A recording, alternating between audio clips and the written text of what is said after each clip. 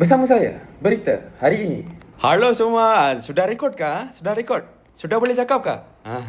Boleh ah? The news today, this is Kuala Selangor. Sorry? Selangor. Satu kedai photostat telah digompak. Ni apa lah kau jawab kedai photostat dah digompak Photostat tu 20 sen yo. Satu live tu 20 sen yo. Dapat duit tu. Kau rompak lah kedai Omer kau. Bank kau. Apa kejadai kau rompak ni? Ni lah mula dalam sekabih ni. Berita terkini, Kuala Lumpur akan di lockdown sepenuhnya. Jadi make sure kat rumah korang penuh makanan Takut nanti lapar. Ni tulisan Arab ke apa ni tak nampak. Minta tolong ambil spek saya boleh tak? Ada dalam beg tu.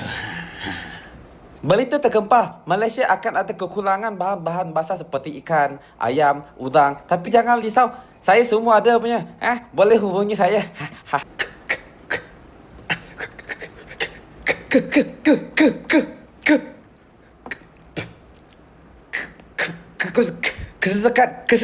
Kesesakan lalu lintas kian meningkat sempena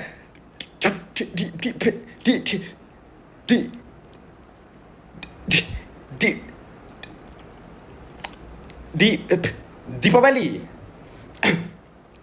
Kadar obesiti di Malaysia kian meningkat. Ini kerana rakyat-rakyat Malaysia malas nak pergi gym. Pemalas.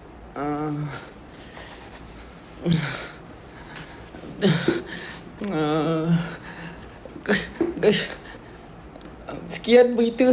Terima kasih.